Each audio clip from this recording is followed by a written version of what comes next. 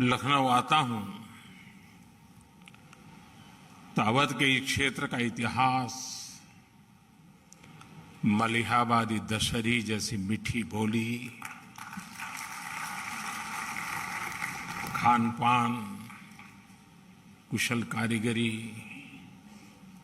Art, architecture, सब कुछ ऐसे सामने की तरफ देखने लग जाता है।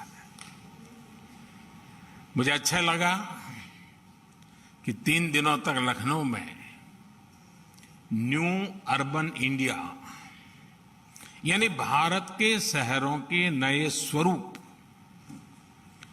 देश भर के एक्सपर्ट्स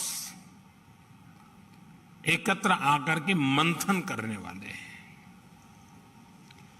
यहां जो प्रदर्शनी लगी है वो आजादी के इस अमृत महोत्सव में 75 साल की उपलब्धियां और देश के नए संकल्पों को भली भांति प्रदर्शित करती है। और मैंने अनुभव किया है, पिछले दिनों जब डिफेंस का कार्यक्रम किया था और उस समय जो प्रदर्शनी लगी थी, सिर्फ लखनऊ ही नहीं, पूरा उत्तर प्रदेश उसे देखने के लिए पहुंचा था। मैं इस बार भी आग्रह करूंगा कि ये जो प्रदर्शनी लगी है, यहां के नागरिकों से मेरा आग्रह है, आप जरूर देखिए।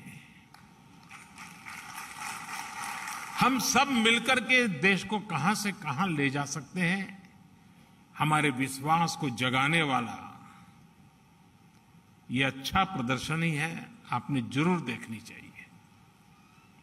आज यूपी के शहरों के विकास से जुड़े 75 प्रोजेक्ट्स विकास के, उसका भी शिलान्यास और लोकार्पण किया गया है।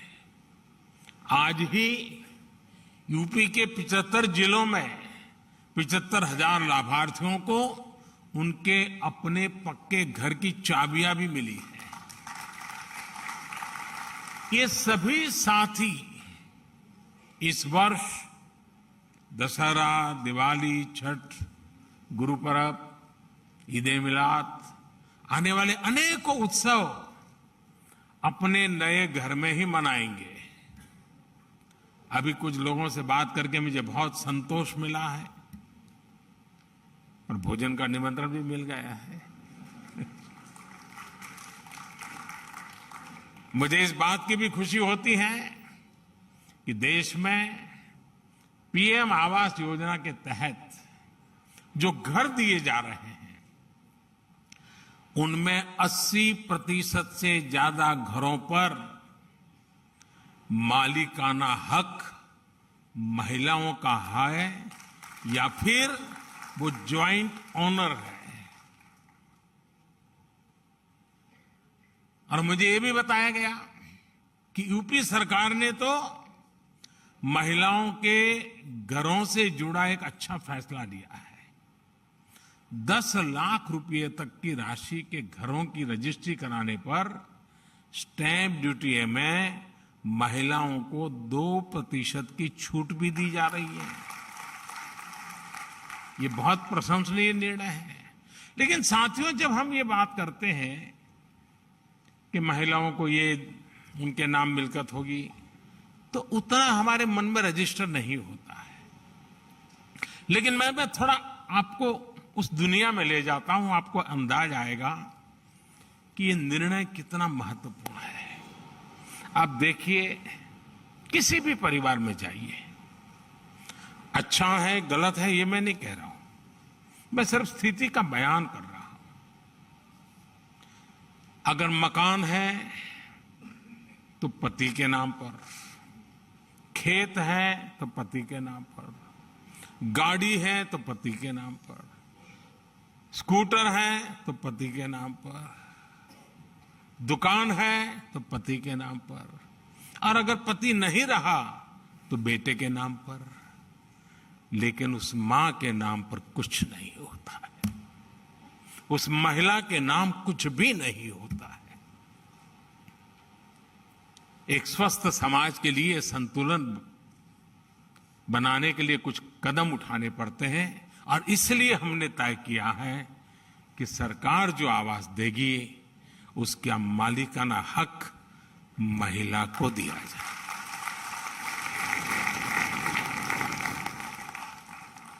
साथियों, आज लखनऊ के लिए एक और बधाई का अवसर है।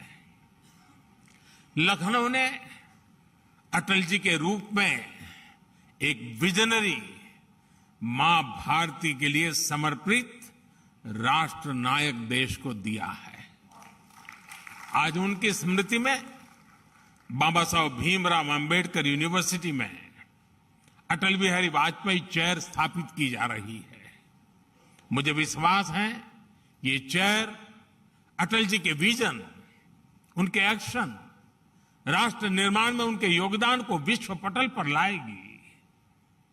जैसे भारत की 75 साल की विदेश नीति में अनेक मोड़ आए, लेकिन अटल जी ने उसे नई दिशा दी।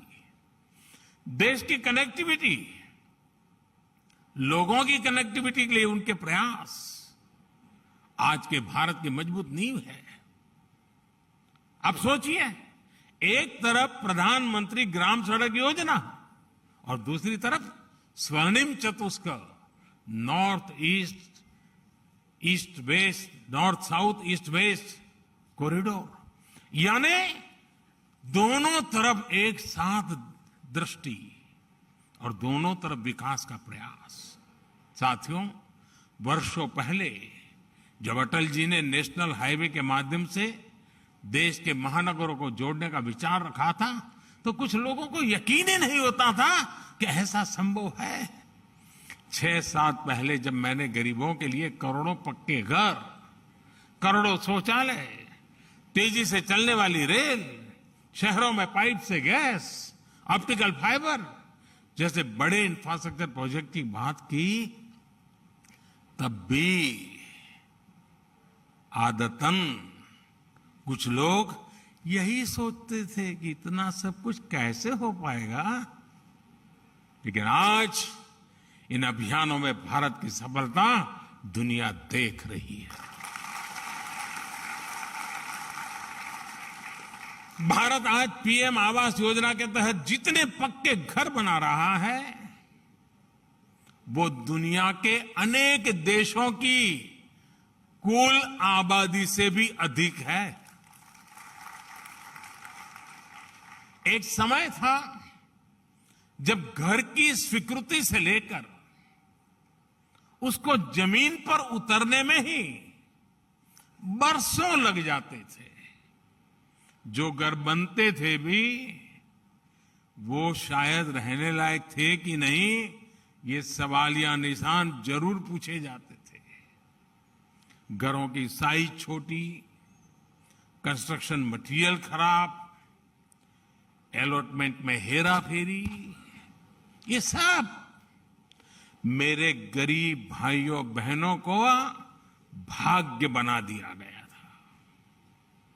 2014 में देश ने हमें सेवा करने का अवसर दिया और मैं उत्तर प्रदेश का विशेष रूप से आभारी हूं कि आपने मुझे देश की संसद में पहुंचाया।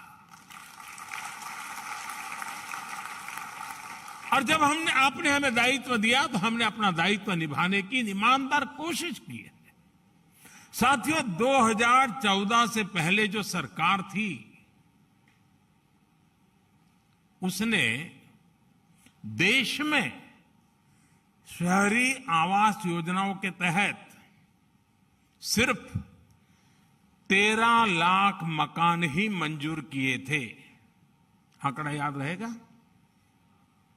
पुरानी सरकार ने 13 लाख आवास, इसमें भी सिर्फ 8 लाख मकान ही बनाए गए थे।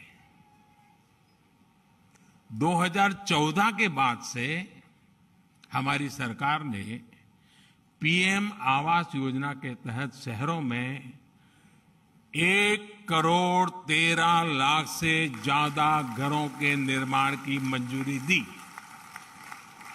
कहां 13 लाख और कहां 1,13,00,000।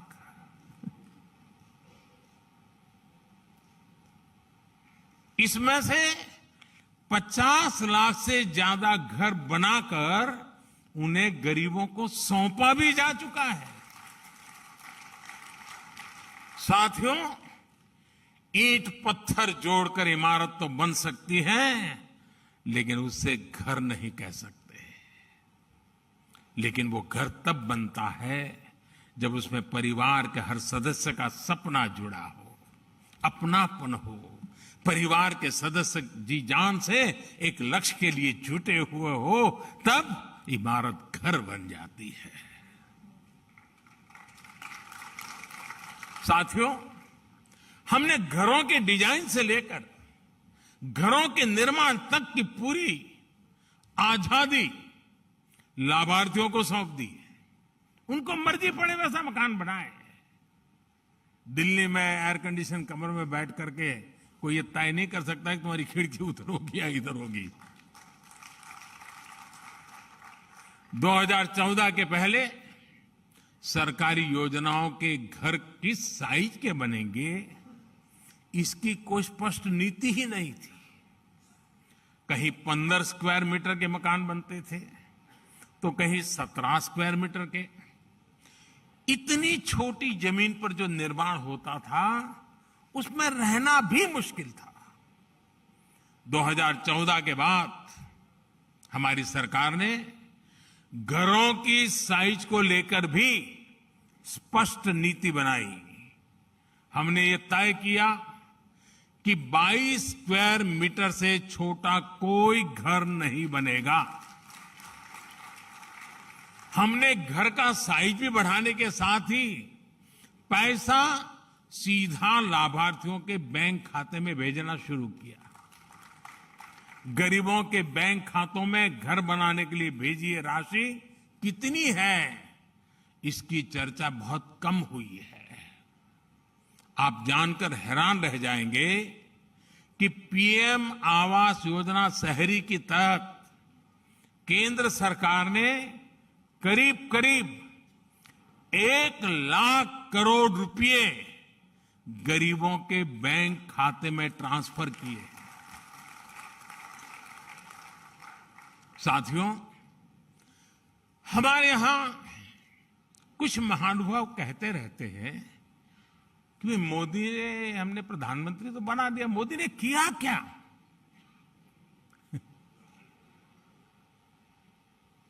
आज पहली बार मैं ऐसी बात बताना चाहता हूं जिसके बाद बड़े बड़े विरोधी जो दिन रात हमारा विरोध करने में ही अपनी ऊर्जा खपाते हैं, वो मेरा ये भाषण सुनने के बाद टूट पड़ने वाले हैं, मुझे पता है। लेकिन मुझे लगता है मुझे बताना चाहिए। मेरे जो साथी, जो मेरे परिवारजन है, जो झुग्गी झोपड़ी में जिंदगी जीते थे, जिनके पास पक्की छत नहीं थी, ऐसे 3 करोड़ परिवारों को इस कार्यकाल में एक ही योजना से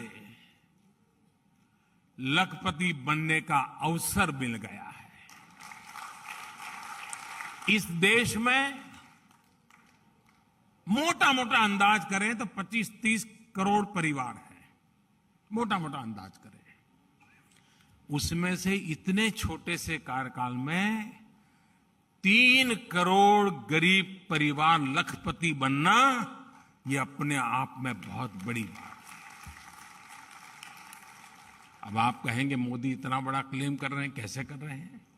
प्रधानमंत्री आवास योजना के तहत देश में जो करीब करीब 3 करोड़ घर बने हैं, आप उनकी कीमत का अंदाज लगा दीजिए। ये लोग अब लखपति हैं। 3 करोड़ पक्के घर बनाकर हमने गरीब परिवारों का सबसे बड़ा सपना पूरा किया है। साथियों, मुझे वो दिन भी याद आते हैं जब तमाम प्रयासों के बावजूद उत्तर प्रदेश घरों के निर्माण में आगे नहीं बढ़ रहा था। आज लखनऊ में ही, और जब मैं आज लखनऊ में हूं तो मुझे लगता है जरा विस्तार से ये बात बतानी चाहिए ना? हाँ, आप तैयार हैं? हमारी अर्बन प्लानिंग कैसे राजनीति का शिकार हो जाती है, ये समझने के लिए भी यूपी के लोगों को ये जानना बहुत जरूरी है। साथियों, गरीबों के लिए घर बनाने का पैसा केंद्र सरकार दे रही थी। बावजूद इसके 2017 से पहले, योगी जी के आने से पहले की बात कर रहा हूं, 2017 से पहले यूपी में जो सरकार थी वो गरीबों के लिए घर बनवाना ही नहीं चाहती थी। गरीबों के लिए घर बनवाओ, इसके लिए हमें पहले जो यहां सरकार में थे उनसे मिन्नतें करनी पड़ती थी।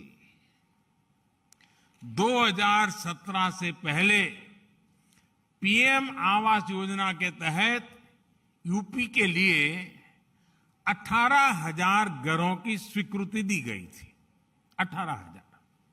लेकिन जो सरकार यहां थी उसने गरीबों को पीएम आवास योजना के तहत 18 घर भी बनाकर नहीं दिए। 18,000 घरों की स्वीकृति और 18 घर भी ना बने। मेरे उत्तर प्रदेश के भाइयों बहनों, ये चीजें आपको सोचनी चाहिए। आप कल्पना कर सकते हैं, 18,000 घरों की मंजूरी थी, लेकिन उन लोगों ने गरीब के लिए 18 घर भी नहीं बनाए। पैसा था, घरों की स्वीकृति थी, लेकिन तब जो यूपी को चला रहे थे वो इसमें लगातार अड़ंगा डाल रहे थे। उनका ये कृत्य यूपी के लोग, यूपी के गरीब कभी नहीं भूल सकते। साथियों, मुझे संतुष्टि है कि योगी जी की सरकार आने के बाद यूपी में शहरी गरीबों को 9 लाख घर बनाकर दिए गए हैं। शहर में रहने वाले हमारे गरीब भाई बहनों के लिए अब यूपी में 14 लाख घर निर्माण के अलग अलग चरणों में हैं। अब घर में बिजली, पानी, गैस, शौचालय ऐसी सुविधाएं भी मिल रही हैं, तो गृह प्रवेश भी पूरी खुशी के साथ, आन बान के साथ हो रहा है। लेकिन मैं जब उत्तर प्रदेश आया हूं तो कुछ होमवर्क भी देने का मन करता है। दे दूं? लेकिन आपको करना पड़ेगा। करेंगे? पक्का? देखिए, मैंने अखबार में पढ़ा है और अभी योगी जी भी शायद मैं पूछ रहा था, इस बार दीपावली में अयोध्या में कहते हैं 7.5 लाख दिए हैं, 7.5 लाख दिए का कार्यक्रम होगा। मैं उत्तर प्रदेश को कहता हूं कि रोशनी के लिए स्पर्धा में मैदान में आए। देखें, अयोध्या ज्यादा दिए जलाता है कि ये जो 9 लाख घर दिए गए हैं वे 9 लाख घर 18 लाख दिए जला करके दिखाएं। हो सकता है क्या? जिन परिवारों को ये 9 लाख परिवार, गरीब परिवारों को घर मिले पिछले 7 साल में, वे 2-2 दिया अपने घर के बाहर जलाएं। अयोध्या में 7.5 लाख दिए जलेंगे। मेरे गरीब परिवारों के घर में 18 लाख दिए जलेंगे। भगवान राम जी को खुशी होगी भाई और बहनों, बीते दशकों में हमारा शहरों में बड़ी बड़ी इमारतें जरूर बनी, लेकिन जो अपने श्रम से इन इमारतों का निर्माण करते हैं, उनके हिस्से में झुग्गियों का ही जीवन आता रहा है। झुग्गियों की स्थिति ऐसी जहां पानी और शौचालय जैसी मूल सुविधाएं तक नहीं मिलती। झुग्गी में रहने वाले हमारे भाई बहनों को अब पक्के घर बनाने से बहुत मदद मिल रही है। गांव से शहर काम के लिए आने वाले श्रमिकों को उचित किराए पर बेहतर रिहाइश मिले, इसके लिए सरकार ने योजना शुरू की है। साथियों, शहरी मिडिल क्लास की परेशानियां और चुनौतियों को भी दूर करने का हमारी सरकार ने बहुत गंभीर प्रयास किया है। रियल एस्टेट रेगुलेटरी अथॉरिटी यानी रेरा कानून ऐसा ही एक बड़ा कदम रहा है। इस कानून ने पूरे हाउसिंग सेक्टर को अविश्वास और धोखाधड़ी से बाहर निकालने में बहुत बड़ी मदद की है। इस कानून के बनने से घर खरीदारों को समय पर न्याय भी मिल रहा है। हमने शहरों में अधूरे पड़े घरों को पूरा करने के लिए हजारों करोड़ रुपए का विशेष फंड भी बनाया है। मिडिल क्लास अपने घर का सपना पूरा कर सके, इसके लिए पहली बार घर खरीदने वालों को लाखों रुपयों की मदद भी दी जा रही है। उन्हें कम ब्याज दरों से भी मदद मिल रही है। हाल ही में मॉडल टेनेंसी एक्ट भी राज्यों को भेजा गया है और मुझे खुशी है कि यूपी सरकार ने तुरंत ही उसे लागू भी कर दिया है। इस कानून ने मकान मालिक और किराएदार दोनों की बरसों पुरानी दिक्कतें दूर हो रही है। इससे किराए का मकान मिलने में आसानी भी होगी और रेंटल प्रॉपर्टी के बाजार को बल मिलेगा। अधिक निवेश और रोजगार के अवसर बनेंगे। भाई और बहनों, कोरोना के काल में वर्क फ्रॉम होम को लेकर जो नियम बनाए गए, उनसे शहरी मिडिल क्लास का जीवन और आसान हुआ है। रिमोट वर्किंग के आसान होने से कोरोना काल में मिडिल क्लास के साथियों को बहुत राहत मिली है। भाई और बहनों, अगर आप याद करें तो 2014 से पहले हमारे शहरों की साफ सफाई को लेकर अक्सर हम नकारात्मक चर्चाएं ही सुनते थे। गंदगी को शहरी जीवन का स्वभाव मान लिया गया था। साफ सफाई के प्रति बेरुखी से शहरों की सुंदरता, शहरों में आने वाले टूरिस्ट, इस पर तो असर पड़ता ही है। शहर में रहने वालों के स्वास्थ्य पर भी ये बहुत बड़ा संकट होता है। इस स्थिति को बदलने के लिए देश स्वच्छ भारत मिशन और अमृत मिशन के तहत बहुत बड़ा अभियान चला रहा है। बीते वर्षों में शहरों में 60 लाख से ज्यादा निजी टॉयलेट और 6 लाख से अधिक सामुदायिक शौचालय बने हैं। 7 साल पहले तक यहां सिर्फ 18% कचरे का ही निष्पादन हो पाता था, वो आज बढ़कर 70% हो चुका है। यहां यूपी में भी वेस्ट प्रोसेसिंग की बड़ी क्षमता बीते वर्षों में विकसित की गई है और आज मैंने प्रदर्शनी में देखा ऐसी अनेक चीजों को वहां रखा गया है और मन को बड़ा सुकून देने वाला दृश्य है। अब स्वच्छ भारत अभियान 2.0 के तहत शहरों में खड़े कूड़े के पहाड़ों को हटाने का अभियान भी शुरू कर दिया गया है।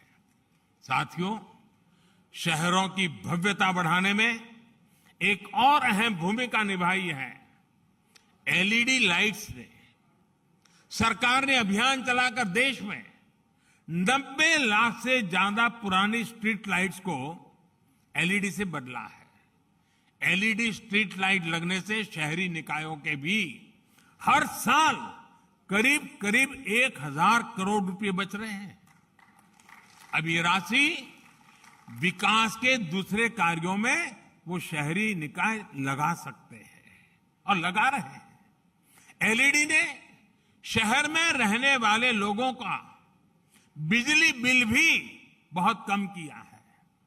जो एलईडी बल्ब पहले 300 रुपये से भी महंगा आता था, वो सरकार ने उजाला योजना के तहत 50-60 रुपए में बना दिया है।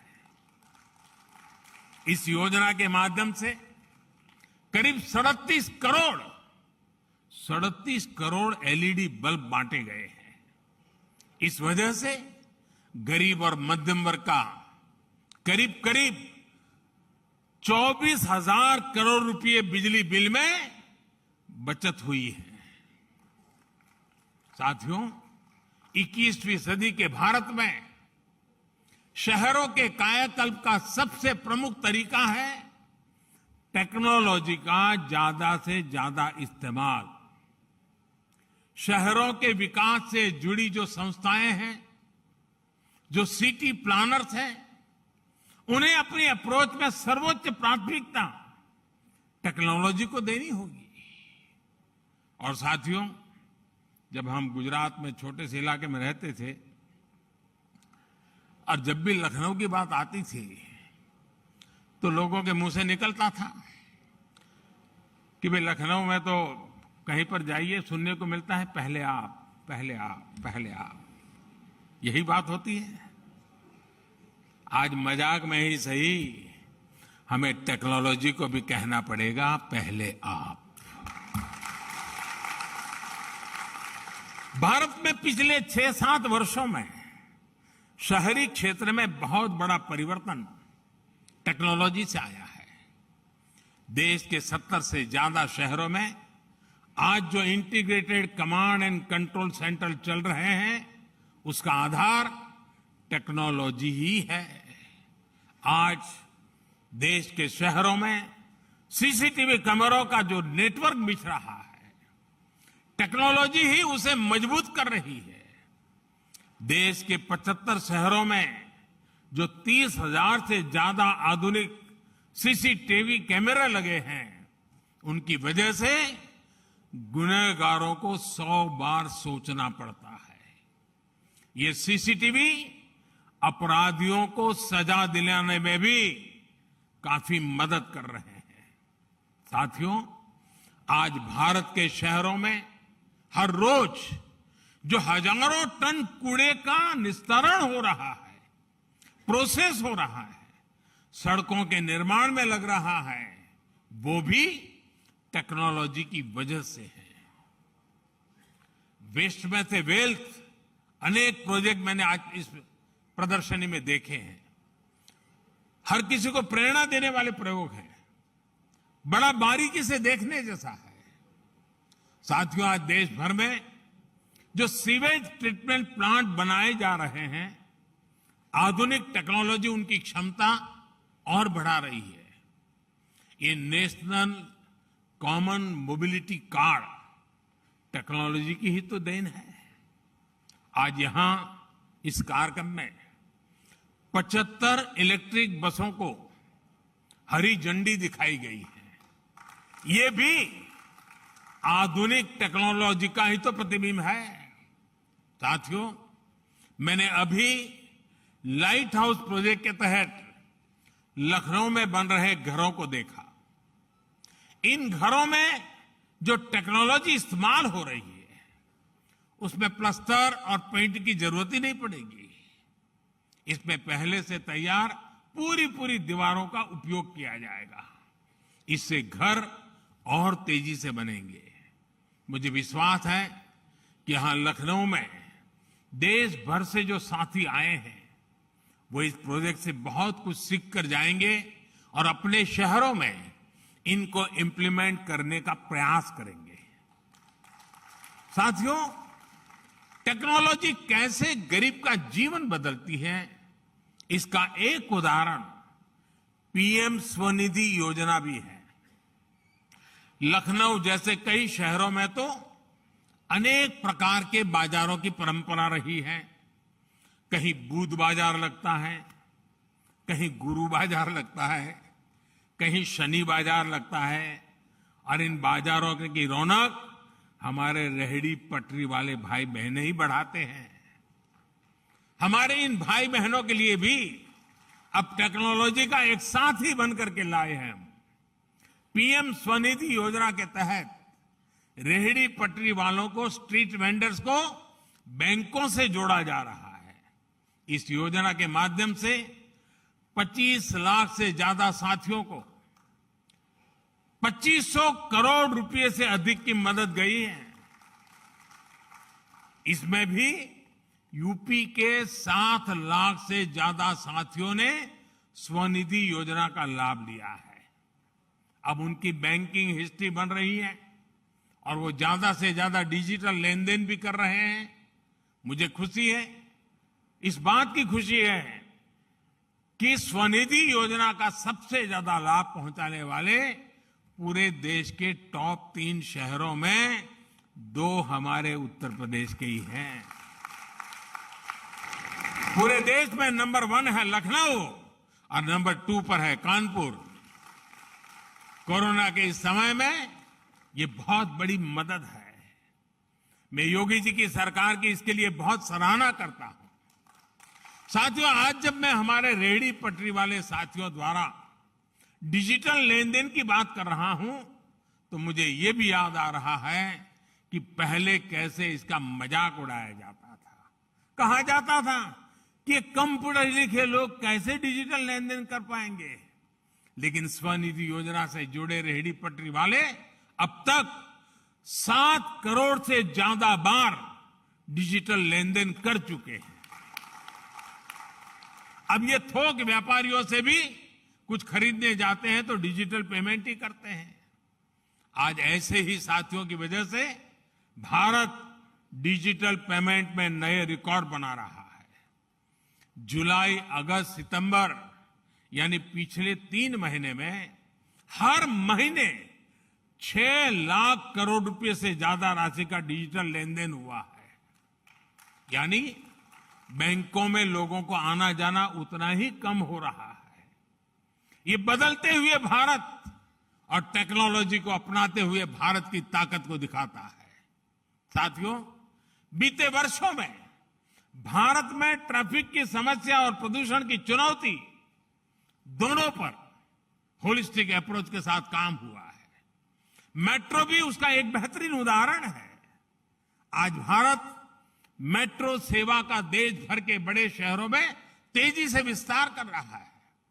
2014 में जहां 250 किलोमीटर से कम रूट पर मेट्रो चलती थी, वहीं आज लगभग 750 किलोमीटर में मेट्रो दौड़ रही है। और मुझे आज अफसर बता रहे थे कि 1050 किलोमीटर पे काम चल रहा है। यूपी के भी 6 शहरों में आज मेट्रो नेटवर्क का विस्तार हो रहा है। 100 से ज्यादा शहरों में इलेक्ट्रिक बसों के संचालन का लक्ष्य या फिर उड़ान योजना, ये भी शहरी विकास को गति दे रहे हैं। 21वीं सदी का भारत अब मल्टी मॉडल कनेक्टिविटी की ताकत के साथ आगे बढ़ेगा और इसकी भी तैयारी बहुत तेजी से चल रही है। और साथियों, शहरी इंफ्रास्ट्रक्चर के इन सारे प्रोजेक्ट का सबसे बड़ा सकारात्मक प्रभाव है रोजगार निर्माण। शहरों में चाहे मेट्रो का काम हो, घरों का निर्माण हो, बिजली पानी का काम हो, ये बहुत बड़ी संख्या में रोजगार के नए अवसर बनाते हैं। एक्सपर्ट्स उन्हें फोर्स मल्टीप्लायर मानते हैं। इसलिए हमें इन परियोजनाओं की गति को बनाए रखना है। भाई और बहनों, उत्तर प्रदेश में तो पूरे भारत की भारतीय संस्कृति की प्राणवायु समाई है। ये प्रभु श्री राम की भूमि है, श्री कृष्ण की भूमि है, भगवान बुद्ध की भूमि है।